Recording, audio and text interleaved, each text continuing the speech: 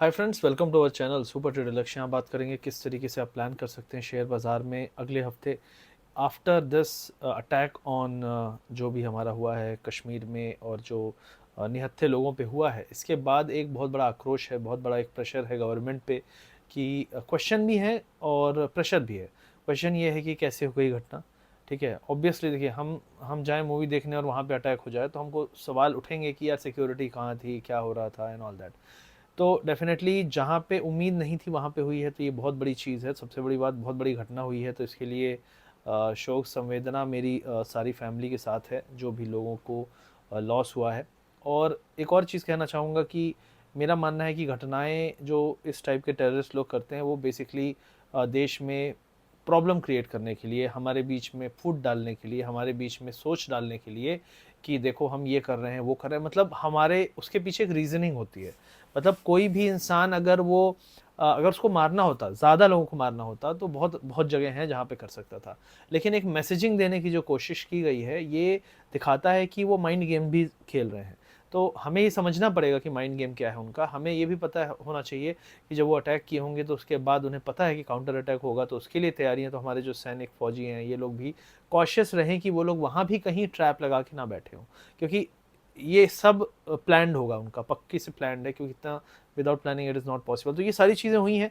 और मार्केट जो है, शेयर बाज़ार इसीलिए नर्वस है कि किस लेवल का प्लानिंग है, किस लेवल का इन्वॉल्वमेंट है पाकिस्तान का, पाकिस्तानी आर्मी का, आईएसआई का और सारी गवर्नमेंट का, और भी क्या कुछ हो ना जाए। सब चीज़ों की एक टेंशन, डर होती है सरकार में।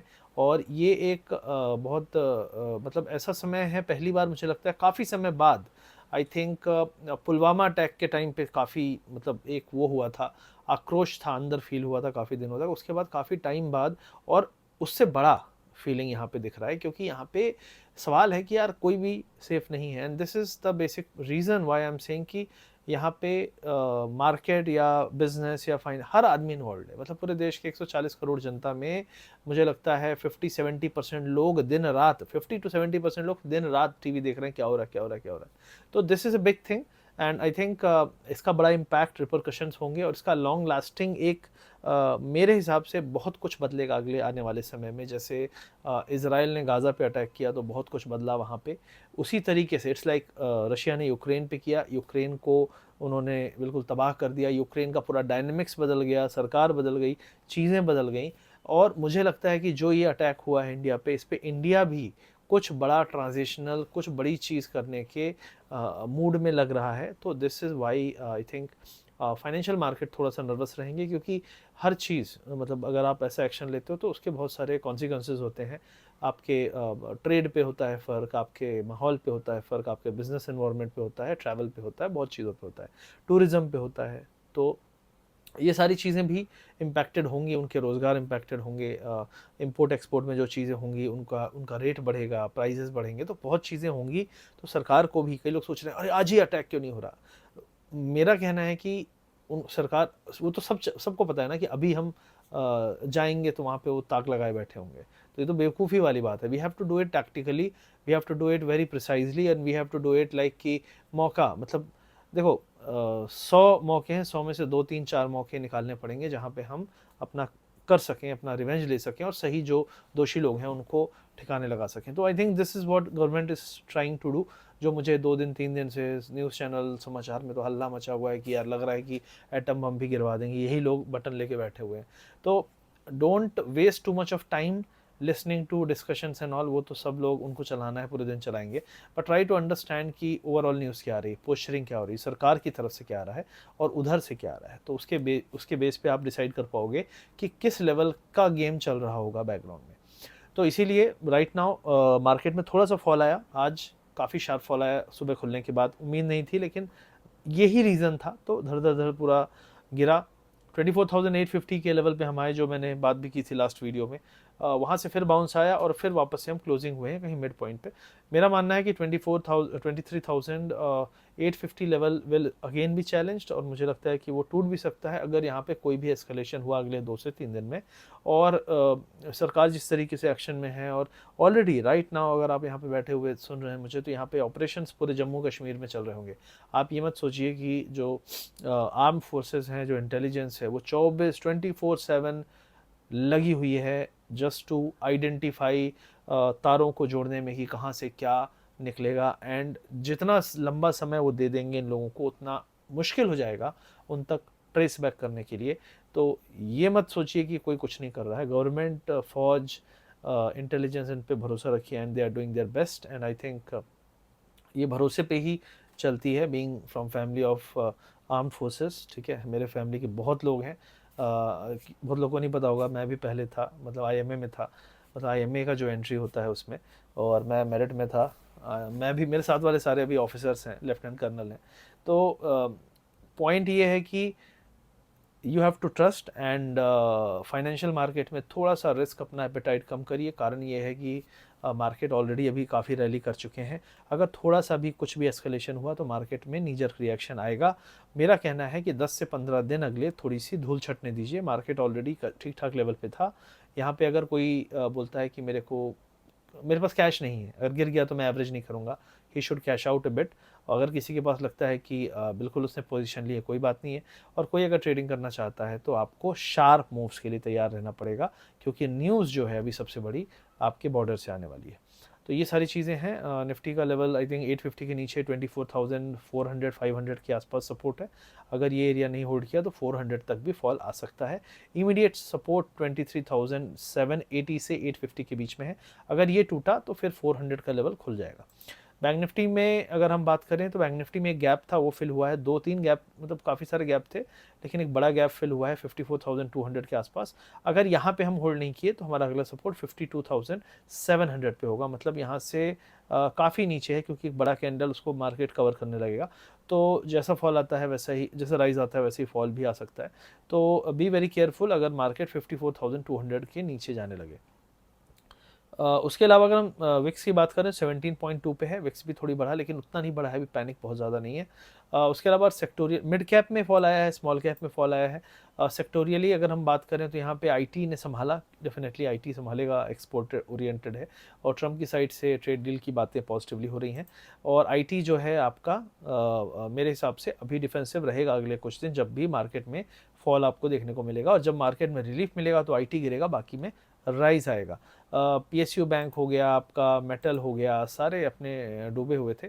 आई थिंक मेटल में फिर भी एक चांस है कि मेटल में, कंस्ट्रक्शन में फिर भी एक चांस है कि जब वॉर का हल्ला होता है तो वो स्टॉक थोड़ा अच्छा करते हैं। बट अभी भी कुछ क्लियर नहीं है, तो आई थिंक 1-2 दिन 3 दिन देखिए, उसके बाद आपको इन स्टॉक्स में शायद आपको, इन सेक्टर्स में आपको मिले कुछ रियायत और राहत देखने को। तो ये ओवरऑल ये हो गया अपना इंडियन मार्केट के बारे में। Bitcoin, crypto currencies right now थोड़ी सी कंसोलिडेशन में है, ठीक ठाक बाउंस आने के बाद फिर से कंसोलिडेट हो रहे हैं। यूएस मार्केट मिक्स्ड है, तो अभी कुछ खास हो नहीं रहा है। ट्रम्प का टैरिफ का सच और झूठ चल रहा है रोज़ सुबह शाम। चाइना बोलता है हमसे बात नहीं हुई, ट्रम्प बोलता है मैंने कॉल किया था। तो ये तो वही चल रहा है गर्लफ्रेंड बॉयफ्रेंड वाला, कि तूने कॉल किया था, मैंने कॉल उठाया नहीं, और मैंने मिस कॉल दिया, मिस कॉल। तो ये सब चलता रहेगा। आई टोल्ड यू कि he is a liar, and कोई भी काम वो करेगा तो he will bring the dip और फिर he will bring the bounce. Overall Trump के राज में अगर बॉटम बन चुका है तो you are going to see only upper levels. कितने भी बड़े न्यूज़ प्रॉब्लम्स आएंगे वो ट्रम्प ग्लोबल लेवल पे तो दबा सकता है। हाँ, लोकल लेवल पे, लोकल मार्केट्स में इम्पैक्ट पड़ेगा। अगर हम जैसे वॉर पे जाते हैं, या हम अटैक ज़्यादा बड़ा होता है, या न्यूक्लियर की बातें होती हैं, तो डेफिनेटली उससे इम्पैक्ट पड़ेगा। हाँ, आसपास के कंट्रीज़ में भी फ़र्क पड़ेगा जो हमसे डिपेंडेंट हैं, डेफिनेटली बिजनेसेस पे, लेकिन हम पे ज़्यादा फ़र्क पड़ेगा, क्योंकि पाकिस्तान को गंवाने को है ही क्या, इकोनॉमी में ज़्यादा कुछ है नहीं वहाँ पे, और करेंसी भी उनकी इसी हाल में है। तो इसलिए मैंने कहा कि जो है we have to do it very carefully. That's why government is taking time, so have patience and trust our government and trust our armed forces, कि आज तक कभी अगर खुला हाथ दिया है तो वापस नहीं लौटें खाली, तो आगे भी नहीं लौटेंगे। तो आई होप ये आप समझ रहे हैं कि मार्केट, स्टॉक मार्केट पे इस तरह के इम्पैक्ट, कैसे तरह के इम्पैक्ट हो सकते हैं इस तरह के अटैक के बाद, और आगे चल के आपको किस तरीके सोच रखना है। मेरा मानना है कि यहाँ पे आपको कैश थोड़ा सा रखने का समय है, और मार्केट को अगले 10 से 15 दिन बहुत बहुत केयरफुली देखने का समय है, क्योंकि इस बार बहुत ज़्यादा लोकल प्रेशर है, बहुत ज़्यादा लोग जजमेंटल हैं और लोग जज करना चाहेंगे कि सरकार कुछ कर रही है या नहीं कर रही है, और सरकार को कुछ करना उसके लिए मजबूरी है। वैसे भी करना चाहिए था, इस तरीके की सिचुएशन मुझे लगता सरकार वैसे भी करती, लेकिन इस बार पब्लिक प्रेशर बहुत ज़्यादा है। तो I think government will not take any risk कि पब्लिक हमारे बारे में गलत सोचे, और definitely they will try to do something but at the right time and in the right way, ताकि सक्सेसफुल हो। तो आई थिंक यही था वीडियो अच्छा लगे तो लाइक करिए, शेयर करिए, सब्सक्राइब करिए, और हर उस फाइनेंस वाले आदमी को जो कि फाइनेंस और स्टॉक मार्केट का इससे कनेक्शन की वॉर होगा तो क्या होगा उससे उसके बारे में जानना चाहता है, तो उसको ज़रूर बताइए कि क्या क्या हो सकता है।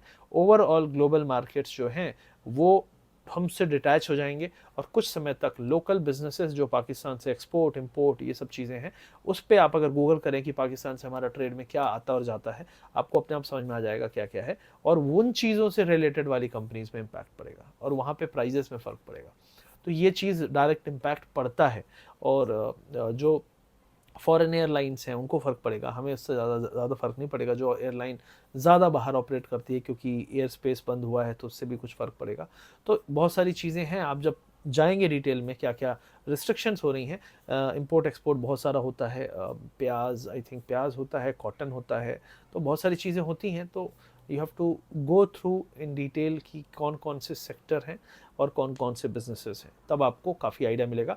अगले वीडियो में ज़रूर मैं कुछ मेजर सेक्टर्स और मेजर कंपनीज़ की लिस्ट अगर निकल पाती है, आजकल तो चैट जीपीटी का ज़माना है, but I will try to bring it for you and try to explain you कि कौन कौन से डायरेक्ट इम्पैक्ट वाले सेक्टर्स हो सकते हैं। तब तक मैं 1-2 दिन में चीज़ें भी क्लियर होंगी, और मैं चार्ट एनालिसिस भी आपको करके दिखाऊंगा।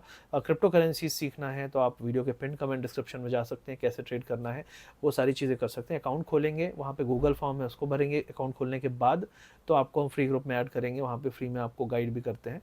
तो कोई पैसे नहीं है, आपको सिर्फ अकाउंट खोलना है, आपको वहाँ पे ट्रेड करना है, तो you can do that also. और अगर आपको पेड सीखना है तो हमारा क्रिप्टो का क्लब है, वहाँ जा सकते हैं। इंडियन मार्केट में आपको स्कैल्पिंग सीखना है, उसका कोर्स है। A to Z प्रोग्राम, आपको स्टार्टिंग एकदम बेसिक ट्रेडिंग से सीखना है, उसका प्रोग्राम है। तो सारी चीज़ें हैं, आपके ऊपर है कि सीखने वाले इंसान हैं या फिर सिर्फ तुक्का चलाने वाले, के तीर चला, अरे यार जीत गया, अरे यार हार गया वाले।